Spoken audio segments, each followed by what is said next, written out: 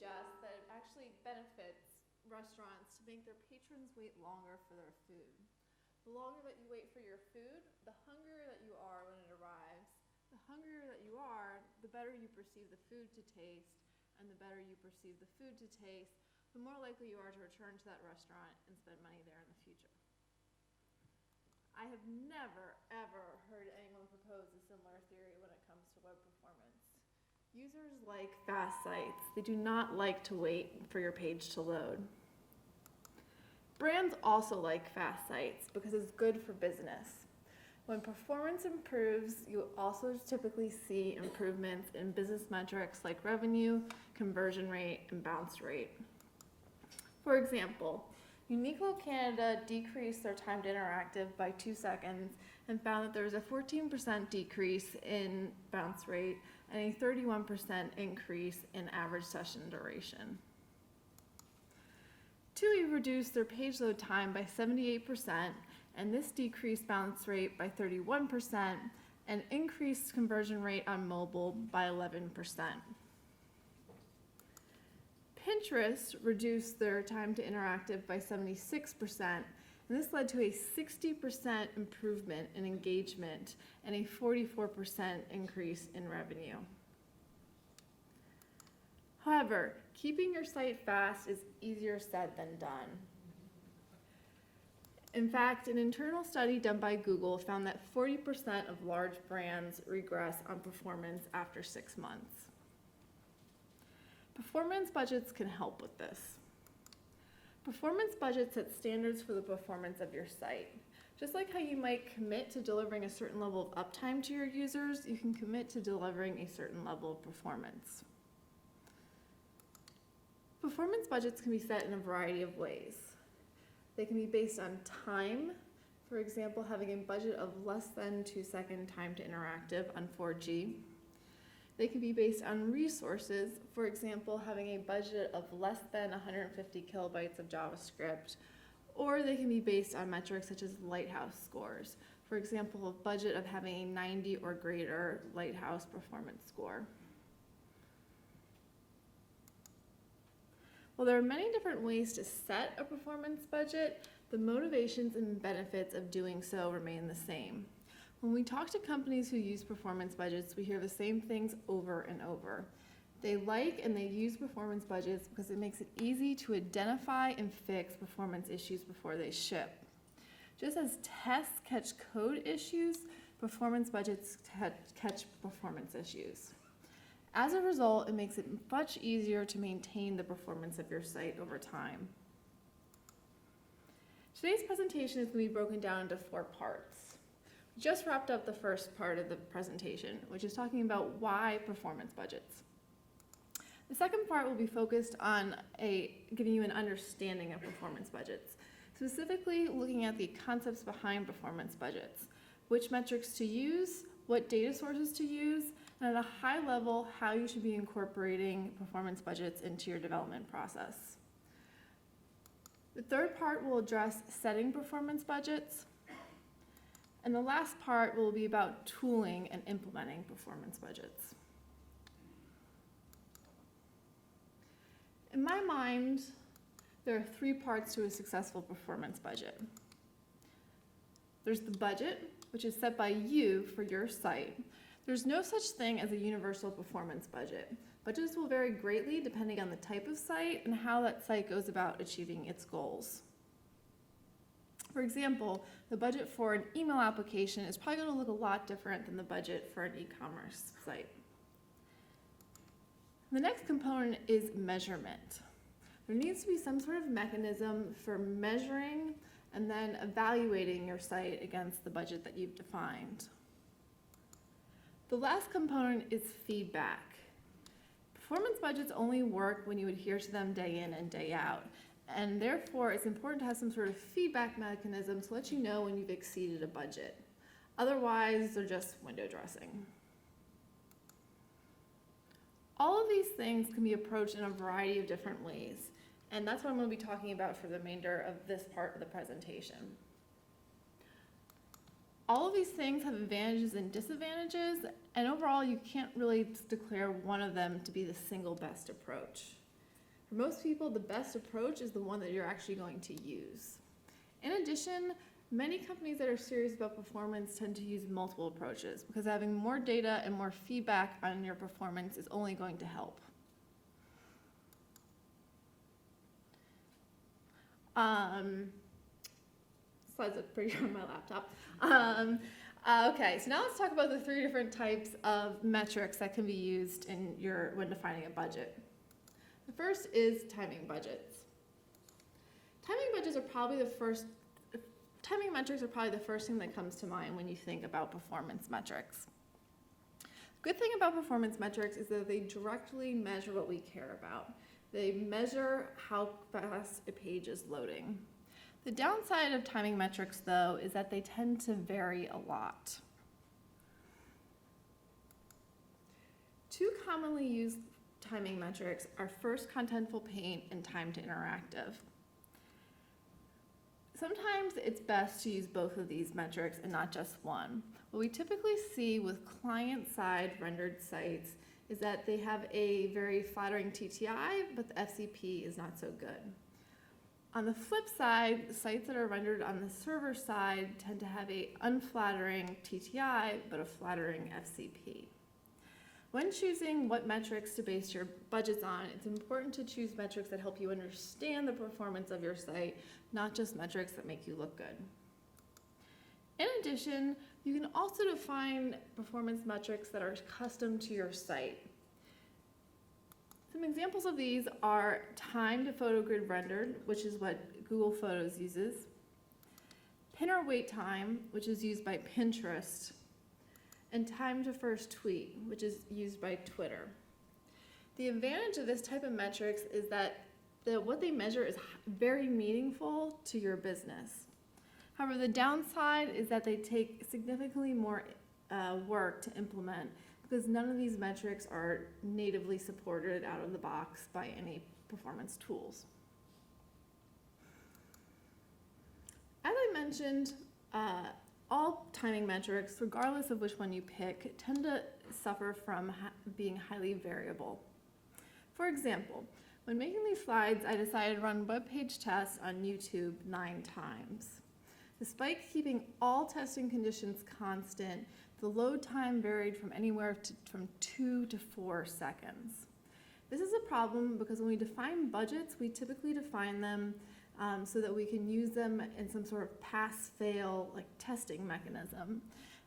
Because timing metrics vary a lot, it can be difficult to discern whether an increase in a timing metrics is due to changes in your code or simply due to some abnormality or natural variation in the loading of the page. The best strategy for dealing with this variance is to use multiple runs and tests when calculating a timing metric, and then use a metric like median instead of just one measurement. In addition, it's important to keep your test environment consistent across not only all test runs, but from all test runs, because things like cache state, CPU usage, location, etc. can all impact the measurements that you receive. The next type of budget is a budget based on the resources on a page. This could be a budget based on resource count or resource size. The advantage of this type of metric is that it is very consistent. You can expect that every single time you reload a page, unless there have been code changes made, you're going to get the same number and size of requests back every time. The downside of this type of metric is that they indirectly measure what we care about. The relationship between page resources and page performance has been very strongly established, but it's not quite the same thing as measuring performance directly. When using resource budgets, it's helpful to define them not just for the page overall, but break them down by resource type. Not only does this force you to define your strategy for your overall page and the trade-offs you're willing to make when it comes to resources, it also provides really helpful guidance when those budgets are exceeded. if you exceed the budget for your overall page, it's not necessarily very clear about how you should fix that. Contrast that with exceeding the budget for your images. It's very clear that you need to go back and optimize your images. In addition, there are a couple different resource types that I encourage people to pay close attention to. The first is JavaScript, and that probably doesn't surprise anyone. JavaScript is very, very expensive, more so than any of the other resource types. The second is images. Images on the Medium site make up the majority of most sites. In addition, images tend to be changed over frequently on sites. When images are updated, it's easy to accidentally forget to optimize one image, and then all of a sudden your page size has doubled. When it comes to e-commerce, images are really important and deliver a lot of value. It's just important to remember to always optimize them. And lastly, third-party content. Third-party content is a huge component of many sites. In addition, many people don't realize just how much third-party content is on their site. You add the third-party content to your site, but that doesn't mean that your third-party content isn't adding additional content to your site. And that content that is added by third-party content is referred to as fourth-party content. As a result, it's easy to become unaware of just how much content there is on your page. The last type of budget is a lighthouse budget, or what I sometimes refer to as score budgets. And I use these words interchangeably because there are two types of scores out there that you sometimes hear referred to when it comes to performance. One is the lighthouse score, but web page test also generates performance scores. Not many people are aware of this, but web page test also has a series of audits that it does on your site and produces letter grades based on the results. However, I've never seen anyone use those results in the context of performance budgets. That's why I tend to refer to this budget type as a lighthouse budget. The advantage of this type of budget is that they're generally easy to understand and communicate. Whether it's a number generated by Lighthouse, and those numbers are from 0 to 100, or a letter grade generated by web page tests, anywhere from an A to an F. Those metrics are all very easy to understand, and they don't require a lot of additional context on what is good and bad. In addition, there are less budgets to be set. This can be thought of as a bad thing because it gives you less control and granularity, but I think sometimes this can also be a good thing because there's less things to get hung up on defining your budgets for. Next, let's move on to measurement. So in the context of performance budgeting, when we measure, we're measuring either lab data, which is also referred to as synthetic data, or field data, also known as RUM data. Lab data comes from simulated users. In other words, a computer or a script emulating the actions of a user. Field data, on the other hand, comes from real, live, living, breathing humans using your site. Lighthouse, web page test, HTTP archive, and Calibre are all examples of tools that generate lab data for performance. The Chrome User Experience Report, also known as CRUX, Speed Curve Lux, and any sort of analytics data that you have that relates to performance, for example, Google Analytics data on page load times, would all be examples of field data. Some people immediately think that because field data comes from real users, it is better than lab data. But that's not true. Field data does have the advantage of coming from real, actual users of your site. But the downside to it is that it can't be collected until after a feature has launched. And I personally think it's a lot easier to fix something before it launches than afterwards. And that's where lab data is useful. Lab data can be collected at any time, including before a feature is launched. In addition, because lab data is not based on real users, it's based on scripts and computers and things we can control, it's much easier to isolate variables and control the testing environment. I would probably say for most sites it makes sense to collect both of these pieces of data.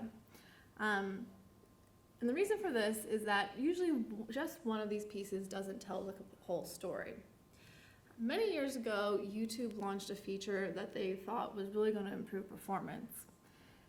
But after it launched, they looked at the performance data that was coming from their users, and performance was getting really bad.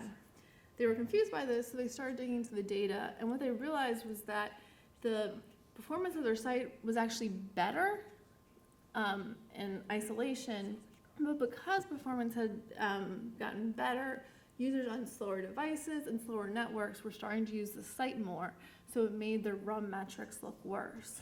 So that's one example where sometimes just field data or just lab data isn't enough to tell the complete story. And lastly, feedback. There are a couple different points in the development process in which performance budgets can provide feedback. The first is during development. This usually takes the form of errors or warnings that are displayed in the terminal. During deployment, performance budgets can be incorporated by being integrated into your CI process.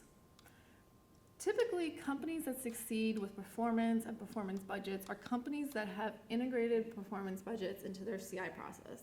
They don't push code if it doesn't pass a performance budget. Just like how a code with failing tests shouldn't pass or shouldn't push, neither should code with failing budgets. And lastly, after deployment, feedback can be provided in the form of alerts or dashboards. During this presentation, I rarely say that one thing is better than the other, but I will say here that integrating performance budgets into your CI process is so important. That's what's going to keep you accountable and sticking to your performance goals. So next, let's move on to setting a performance budget. There are a couple different approaches that people tend to take when deciding what their performance budget should be. The first is to use their own site as a benchmark and try to improve upon that. For example, trying to be 20% better than what you currently are. The next is using your competitors as a benchmark. For example, trying to be the fastest site in your vertical. And lastly is benchmarking against best practice guidance. For example, shooting for a 1 second FCP as your goal. Regardless of the approach that you choose, many people want to know how the resources on their page impact the measured performance on their site. And for that, we've created the Performance Budget Calculator.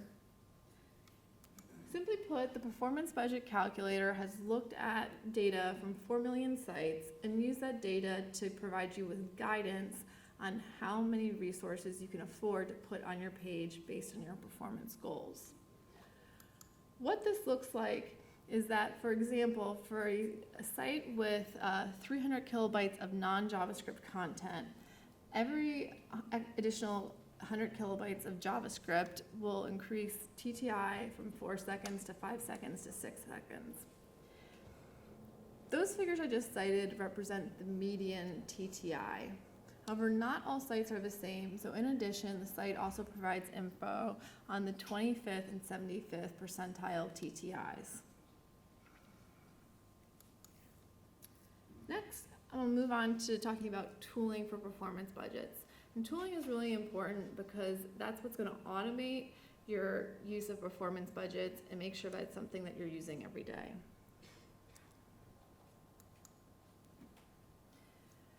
The first tool is Lighthouse, used in conjunction with Lightwallet.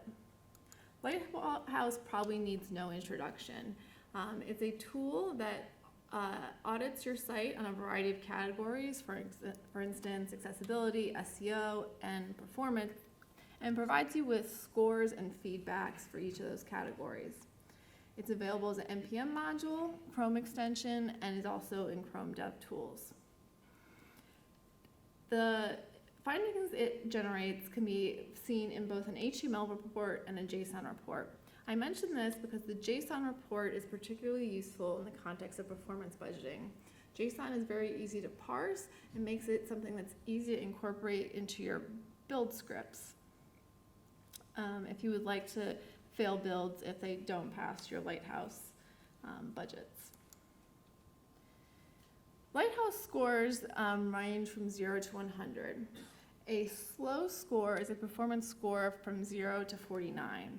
An average site has a performance score of 50 to 89, and a fast site has a Lighthouse score of 90 to 100.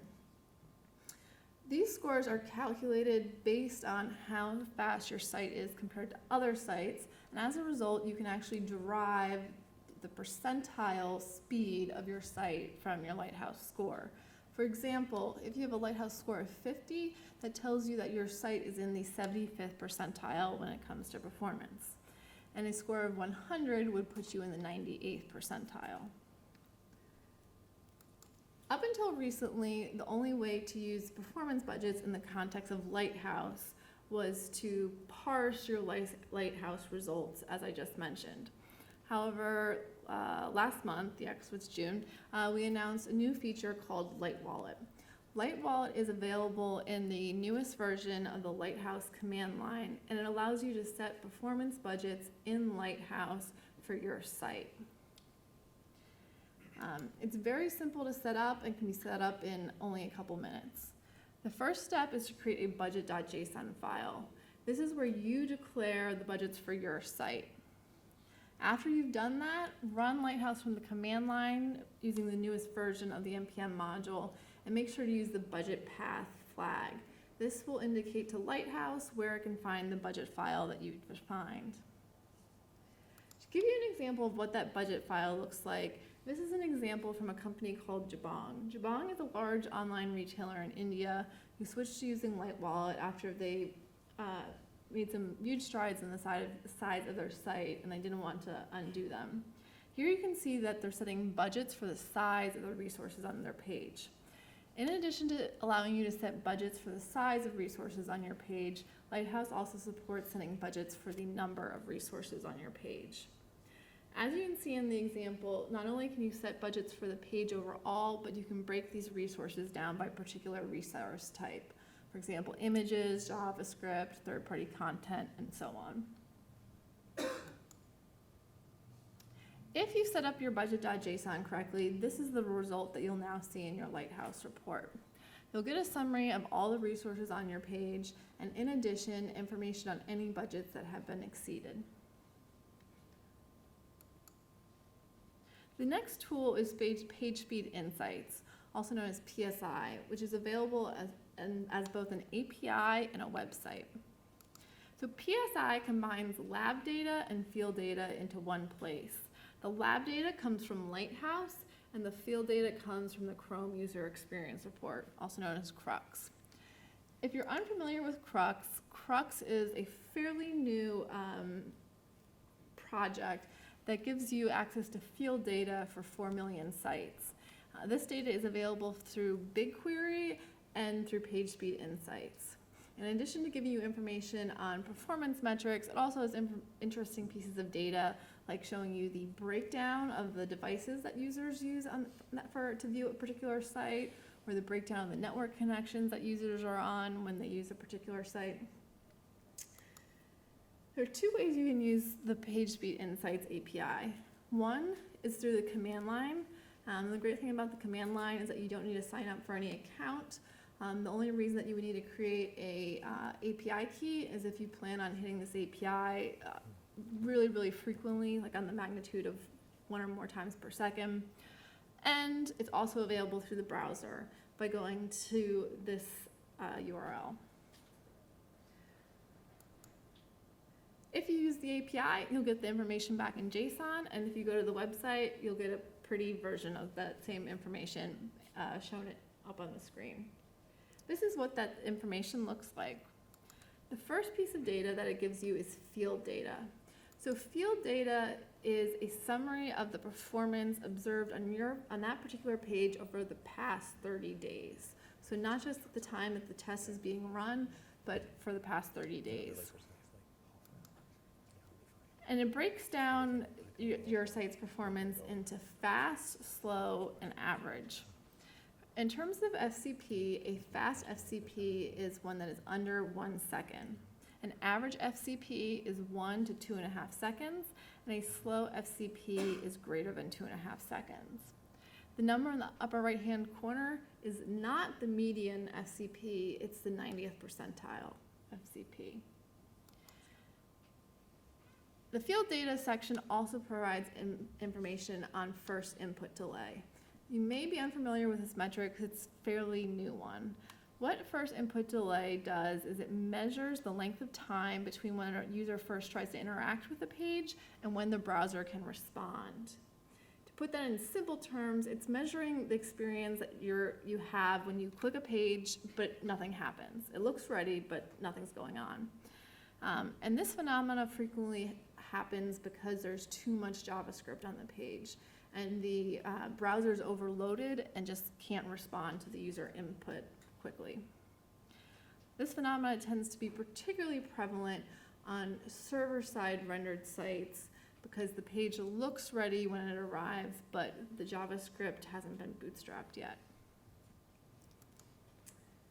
The first input delay charts work the exact same way. A fast first input delay is one that's less than 50 milliseconds. An average delay is between 250 and 250 milliseconds, and a slow delay is greater than 250 milliseconds. The number in the upper right-hand corner is the 95th percentile first input delay. The next part of the report is the origin summary, and I think this is super, super cool because what it does is it aggregates the performance for all the pages in the origin. When it comes to performance, it's very easy to only test the home page, either because you forget to or that's the only thing you care about. But in reality, your users hopefully go to more than one page on your website, and they care about the performance on all those pages. The origin summary makes it easy to learn about this information because it collects all of it for you. And the metrics here are the same as in the field data section. They're just based on a larger selection of pages.